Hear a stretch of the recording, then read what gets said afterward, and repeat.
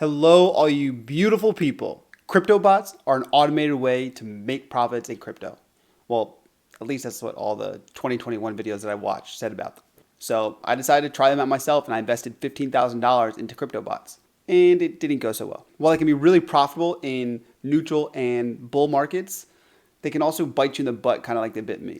And so far, I've lost $1,790. In this video, we're going to talk about what crypto bots actually are. We're going to go through a super simple example of a trading bot so you guys can see exactly how they work. We'll also go through a real example of a trading bot. We'll talk about when to actually use these bots. We'll look at tips for creating successful bots. And we'll take a look at my specific bots and their results. Not all of them did bad. Some did pretty well, but on net, I'm down. If you are new here, my name is Jason. I'm on a mission to earn $5,000 of monthly passive income within the next 5 months. We're almost done with January, so I only have about 4 months left. As I go through all this, I am sharing my successes and my failures with you all in the hopes that you can learn from what I'm doing and hopefully build some extra income yourselves. If you get just a little bit of value from this video, I invite you to hit that like button. It goes a long way to helping me know that I'm making content that you enjoy. And there are a lot of people out there like you and I that are trying to learn this stuff as well. So when you hit that like button, it shares it with more people so more of us can learn together. And of course, if you're interested in following this journey, please consider hitting that subscribe button. And like most of my videos, I created a Notion post for this so you guys can follow along as I go through it. So we'll jump into that now. For starters, let's just talk about what bots are. Basically, you give a bot parameters for the range in which you want to trade a cryptocurrency. The bot then places a bunch of these limit orders based on your behalf and executes all of those orders based on different price changes that are happening. What's nice is that the bot is always on. It does this 24 hours a day so that you don't need to be paying that close attention to the market. It will take care of all of it for you. It's also a whole lot faster than you are. Yes, you could do this manually. You could set up a bunch of limit orders yourself. You could take time to figure out exactly where each order should be, and you go through all the clicks to actually place each order yourself. With the bot, you set up the parameters, and then within a few seconds, it places all of these limit orders for you. And the other piece is that the bot is dynamic. It can change with the market conditions, and that way you don't have to be sitting by your computer trying to pay close attention to every single little move of the market. It's also really important to talk about what these bots are not. They're not some crazy advanced AI tool that's going to give you this massive alpha against the rest of the market. People that have those are making a lot more money and they're not sharing that with everyone else. It's also not just a guaranteed way to make money in crypto. There are risks involved as well. It's also not something you should do without trying to take a few minutes to learn the basics, and watching this video is a great start. And it's also not something you should do without hitting the like button on this video if you haven't done it already.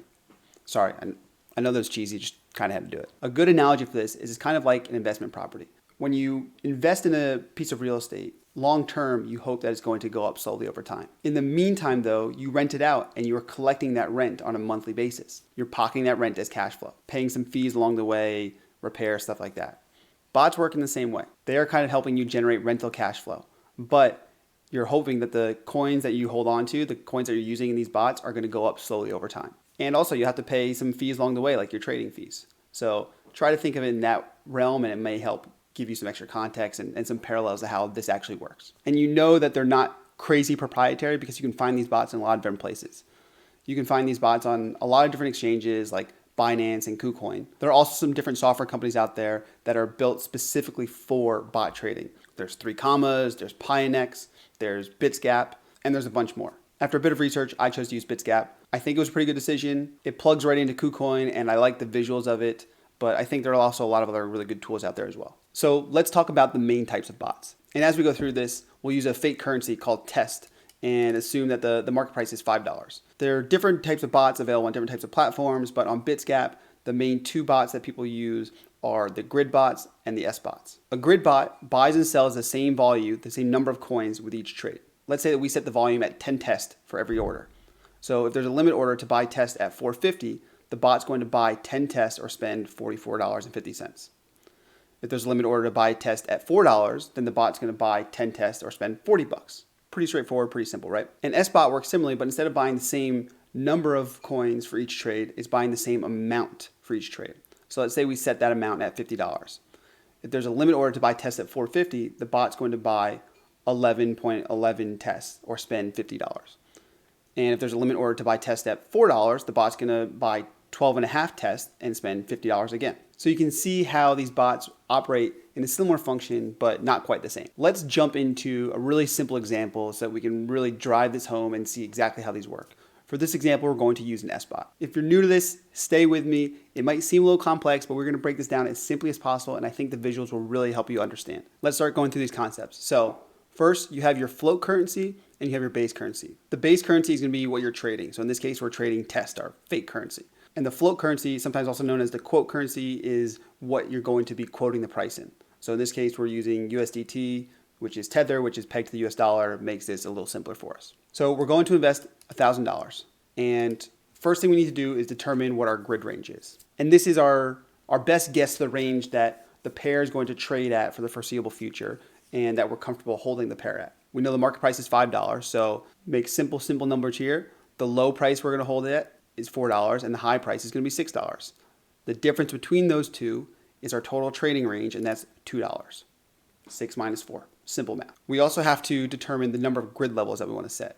This is just the number of the limit orders that the bot's going to place for you when it launches. And we set this number manually. Keep it round. We're going to use 10 grid levels. And then we also need to determine what the price difference is going to be between each grid level. The next thing we need to look at is the price between each grid level. So if we have 10 grid levels across $2 of trading range, that means every 20 cents there's going to be another grid. And so every time the price changes 20 cents, that's when our bot is going to make a trade. Again, this is simply just $2 divided by our 10 grid levels equals 20 cents. Remember, every time the price touches a grid line, the bot is going to execute a transaction for us. And remember, in an SBot, we're trading the same amount of money every single time. So we need to determine what that amount is. And that's simply going to be our total investment divided by the number of grid levels equals the amount that we're trading each time the bot hits one of those grid levels. In this case, it's $1,000 divided by our 10 grid levels equals $100. For this example, we're going to need $500 of USDT so that we can use that to buy test as needed. And we're going to need $500 of test so that we can sell test on the way up as the price goes up. We will open up our example here and take a look at this in depth. Here is where we're going to look at the different price action as the price goes from level to level. Remember, we set our grid levels at 20 cents each. So we have a grid level 20 cents above $5 and then 20 cents above that and above that, and same on the way down. And so our initial trade, right, we bought $500 worth of test at $5 a piece. And that gives us 100 test. We haven't sold anything yet. And right now our total balance of test is 100. And our current price of test is $5. Current value of our test holdings is $500. And our current change in USDT is nothing. We have the 500 coins of USDT. Current price of USDT is $1. It will always be $1 for us in this example. And our current value of our USDT holdings is $500. 500 times $1. So the total value of our investment right now is $1,000, and our total P&L, the change in our profit and loss, has not changed yet. All right, let's go to the price move number one. Price was at $5 and it goes down to $4.80. Because it goes down, we're going to buy some. The bot's going to buy some for us automatically. So we're going to spend $100 each time when we buy something, and we're going to sell $100 each time when we sell something. In this case, we're buying $100 worth of test. The transaction price is $4.80 per test. That means we're buying 21 tests in total. We haven't sold anything, so we can skip this. So our change in test, it goes up by 21 shares. And now we have 121 total tests, right? Our 100 plus our 21. Come down here, and the current price of tests we know is $4.80. We look at the total value of our holdings is our 121 tests multiplied by the $4.80, and you have $580 worth of tests. Now to do that, right, we had to get rid of 100 shares of USDT. So we get rid of 100 shares of USDT. We're now down to 400 shares. And the value of our USDT is $400.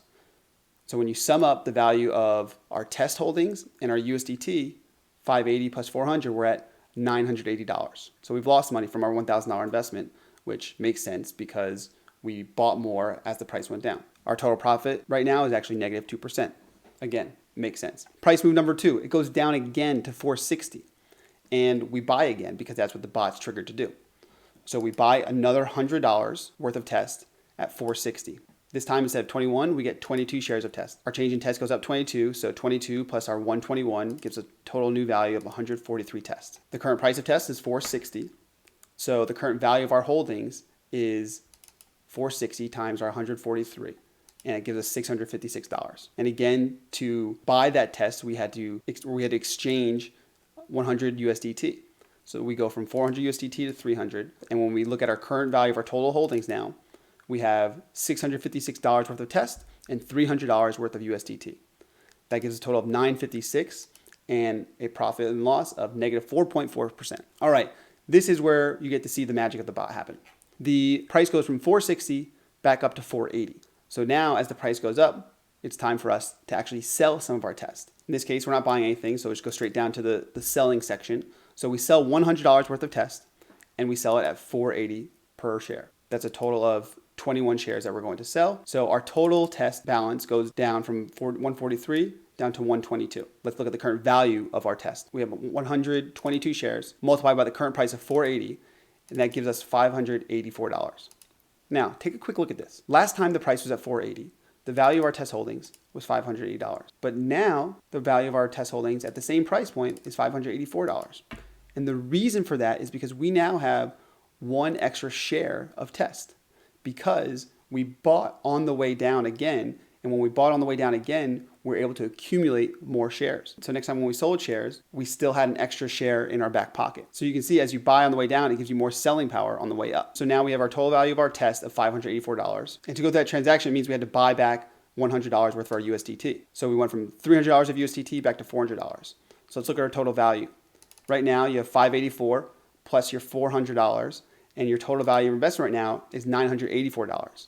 So now you're back down to only minus 1.6%. Again, the price is $480, which is the same price it was here, but you're in a better position because you were able to buy at a cheaper price. All right, let's look at the fourth price move. The price goes from $480 up another 20 cents to $5. This triggers another transaction from the bot. So we sell another $100 worth of tests at $5. That means we're selling 20 more tests. So we subtract 20 from our balance of 122, and we're left with 102 tests left. Now remember, last time we were at $5, which is the very beginning of all these transactions, all the way over here, $5, we had 100 tests.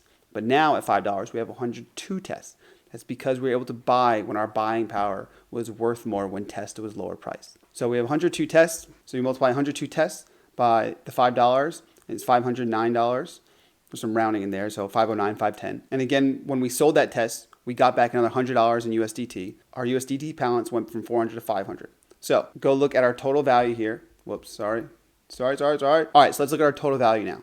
So we have our $509 of tests plus our $500 of USDT, and we are in the black. We have $1,009. So we have 0.9% profit, even though test is at the exact same price that we started with. All right, let's keep it going. So the price moves from $5 to $520.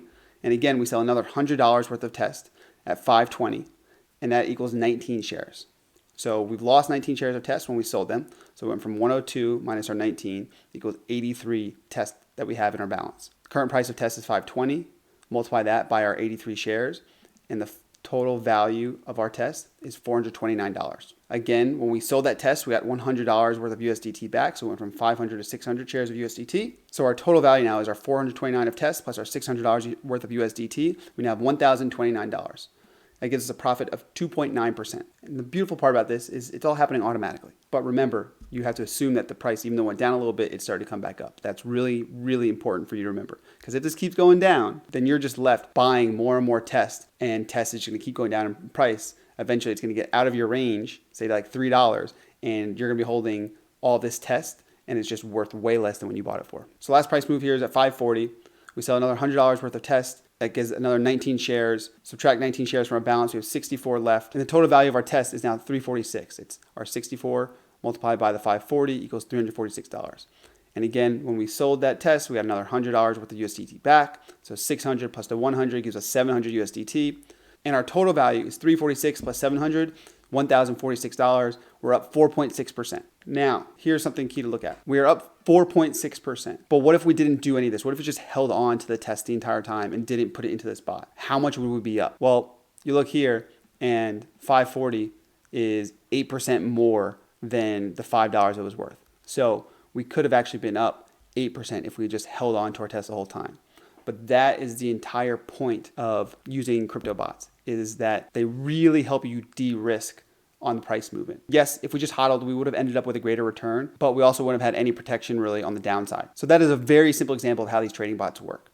Hopefully that really helps illustrate and hammer home kind of the main fundamentals of how these work. All right, let's take a look at my Bitsgap account and see what it looks like to actually set up a bot. We can see here we've got a pair of BTC and USDT. Keep it simple. You can see this is the grid that they've set up automatically for us. They have some strategies usually that you can choose from, and this is one that they've set up themselves. When you're setting this up, we can look at all the different things that we could potentially change in here. One of the things that we can change is we can change the amount that we're investing. Right now I've got almost 14K in here. We wouldn't do the whole thing. Try to spread your bots out. So let's say we're just gonna do $1,000. This percentage here is just showing you what percentage of what you have in the pot is going to be attributed to this bot. Here we have our low price and our high price. This is the range that we were talking about before. We can drag and drop this as we'd like. To set up this bot for $1,000, it means we're gonna have to buy 0.014 Bitcoin and about 503 USDT. Pay attention to as these change, how the amount changes here. Now, if I were to drag this down to say 40K, we only need 0.01 Bitcoin and 618 USDT. The higher the price you set, the more of the base currency you have to buy beforehand to set the bot up. As the price of Bitcoin were to go up, we have to sell it off. And so if we don't have anything in our wallet to sell, then we can't actually sell it off. So the higher it goes, the more you need to be able to sell off. So if this is lower, that means you just don't need as much Bitcoin in your bot to actually sell it off. And the same thing goes for our floor. Right now it's at $27,000. So basically this bot would keep buying Bitcoin every time it dropped to a certain level, and it would buy all the way down to $27,000. Right now, to set this bot up, we would need about 500 USDT. Now if you bring this floor up, then you really only need $150 worth, because again, you only need to be able to buy Bitcoin as it goes down to say $33,000. But if you had to buy Bitcoin as it went all the way down to $27,000, you need more USDT in your wallet to keep buying those dips. Don't worry, we'll come back and we will talk about some of the strategies to set up a bot correctly for success, but I just want to show you all what it actually looks like in here.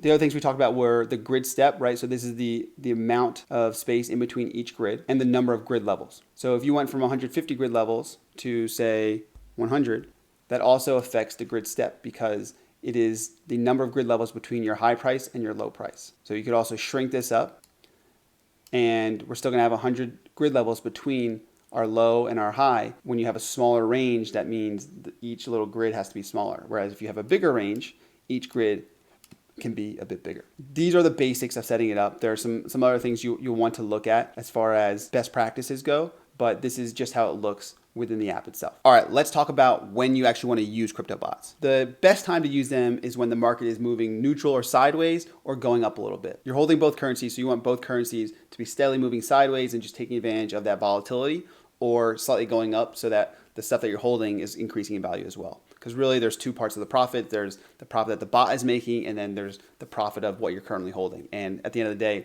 what you're currently holding is what matters the most. If the market's going down, it's not good for bots. Your bot is going to continue to buy that base currency, and eventually that price is going to get out of your range, right? So eventually that price of Bitcoin, say Bitcoin would go down to $25,000, you're gonna be buying Bitcoin all the way down every time it hits one of these grid levels, and it's going to get below $25,000, and you're just going to be accumulating Bitcoin.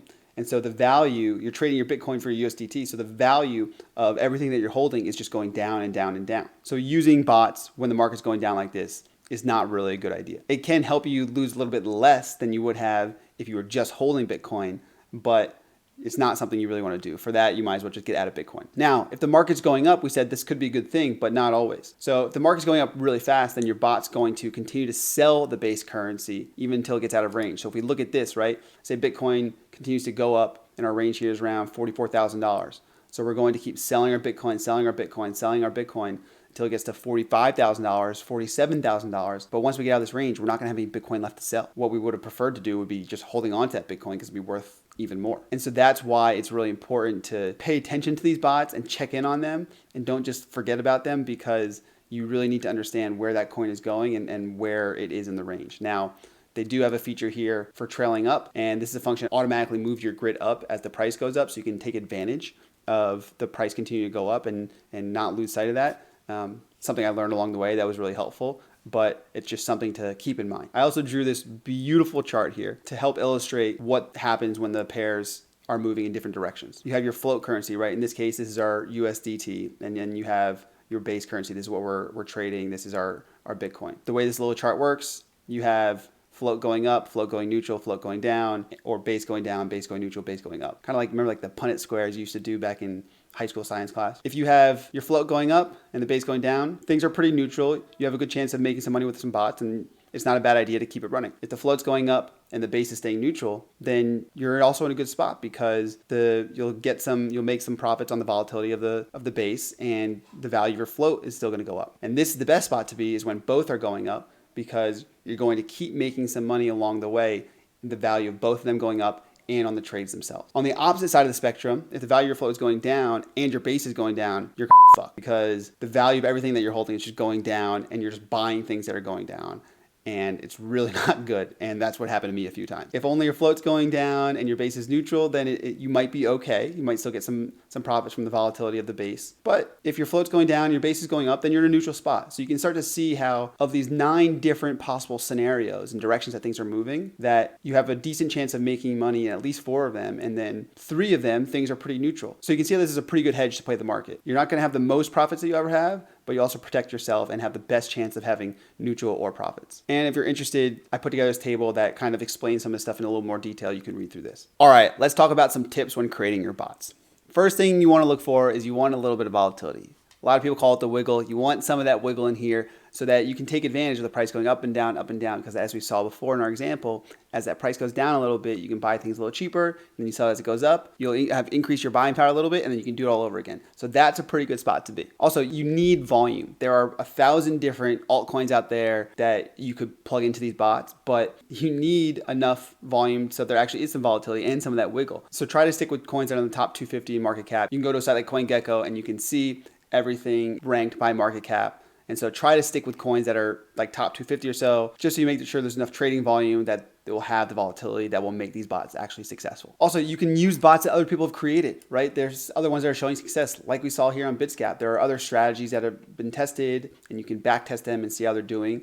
This is a good spot to start, especially as you're just getting started or just diving into this. When the market was doing all right last year, a lot of people did really well with these bots just by using things that other people were using. Another thing you want to do is you want to set a floor that you're comfortable with. So right now, if I were to set up this bot with Bitcoin and the price floor was down at $27,000, I'm not really that comfortable buying Bitcoin all the way down to $27,000. So usually I will set a more conservative floor. I'll bring it up here just in case the price does take a nosedive. It means I'm not buying so much on the way down. Another thing that you can do is you can look up the technical signals on a website like TradingView. This doesn't require a lot of like technical analysis knowledge. You can just see what they're saying about it. So you could type in Bitcoin, look at the overview, and you can just click on the technicals here and see what it's showing. Right? This is on the daily chart. It's saying sell, sell, sell across the board. So probably not a good time to set up a Bitcoin bot. You can also look at what some people are saying if you want to dive into their technical analysis and see if that fits what you're thinking. But this is a good way to at least give you a bit more assurance on the direction of the bot. You want something that's showing more neutral in here or even slight buy. The other thing that you can do to really limit some of the volatility is that you can use a stable coin as your float currency. You could put together a pair like Bitcoin and Ethereum, or Bitcoin and some other currency. And then you're just dealing with the price action of those two coins. And as we know, most things follow Bitcoin. So if Bitcoin starts to go down, there's a good chance that that other currency you have paired with it will also start to go down. So using a stable coin is a better way to make sure that you don't have a double negative or end up in that bottom left quadrant of everything going down. Well, and this last thing here is really just a repeat of what I said up here, is look for volume, look for liquidity. The more liquidity, the better. And KuCoin actually had a good article on this. They talk about a few things that are really important. You want a reasonable starting price. So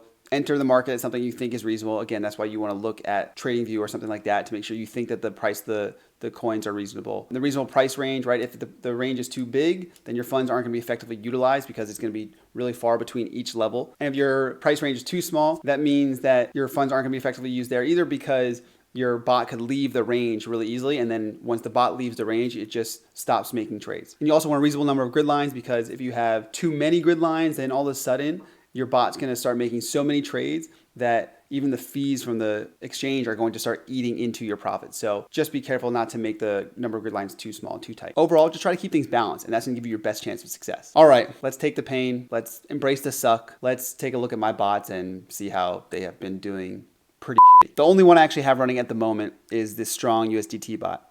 And this bot was actually doing really well at first, but over time, especially over the past handful of days, today is January 22nd, and the markets really shit the bed yesterday and really last week or so, this bot's really started to tank. Now, a couple things to look at. Don't get distracted by this some bot profit or the bot profit. Always good to know that the bot you set up is effective. However, it doesn't really matter if what you're holding is going down in value more than this. People talk about the bot profits and how they're doing well because there's this idea of, yeah, like as long as the coin gets back to its original price that you bought it at, basically you'll be profiting this much money. But there's no guarantee that the coin's gonna get back to the price that you originally bought in at. So don't be suckered into believing the bot profit really matters. It matters to know how effective the bot is, because obviously the more profitable, the better it is overall. But again, it's the total P&L that you're looking at here, the total value that is gonna be most indicative of how you're actually doing when you're using crypto bots. If we open this bad boy up here, we can take a look at the entire summary of it. This thing's been running since January 9th of 2022. So what's that, about 12 or 13 days. Over that time, you can see that Bitcoin's down about 16%, ETH down 23%. I'm down about 24% on this one. So our initial funds, right? So this is the state of our bot when we started. Total value of it was about $2,700. And since then, value of Strong has gone down so much that it's dragging everything down. So even though the bot has made $150 itself, the total value of everything I've been holding is down on net $684. So you can see if the market's not doing well, this can go pretty south pretty fast. A couple things interesting to see. So this bot's been out of range for a couple days, but over the time it was up, so call it like 9 or 10 days, this made 321 different trades. So you can see all the trades down here below. When that trade took place, what side you're on, the buy or the sell, the amount of Strong. You see each time the amount of Strong was exactly the same here. This was actually a grid bot where the amount of Strong was the same and not the amount of money I was exchanging. You can see the price that was transacted at, and you can see the total value of that USDT. And every time I sold, my profit was about $1.50. You can see over time it was doing all right, but then the value of Strong fell off and it stopped doing so well. All right, let's look at the full picture of pain. We go to our spot history over here. We look at my total sum P&L and we can see that I've lost $1,790. That stings, especially when I'm trying to make $5,000 a month in passive income. That is not helping me out. All right, so let's take a look at all the different bots I've been running. So we scroll all the way down to the bottom here. You can see I had a bunch of different things going early on, just testing things out. Early days, I didn't really know what was going on. I just wanted to really get a feel for it. So I had a few different bots going. And you can see, while the bots were making a little bit of profit here, starting to small numbers, 50 cents, $5, $3. On total, I was still losing money because the base currency, in this case, Matic, was going down. In this case, VR was going down. And that's the point that I can't drive home enough, is that you have to pay attention to what the currencies are actually doing. You can't just set it and forget it. It doesn't quite work that way. Had some wins along the way. This Woo bot had a really nice take off because there was a nice VC announcement for this. I think it was Binance Labs announced that they were investing in Woo. That had a nice little bump. So I made $151 on that. But overall, 4%. And that bot ran for 24 hours. That's it. That was a nice little win. See, some of these other bots ran 3 days, 8 hours, 6 days. As I started to learn more, a couple things I started to do was I started using the trailing up so that in case the price got above the range, I didn't lose out on the gains. So that really helped. And then I also started moving this price floor up a little bit more, which helped in case the price dropped too low.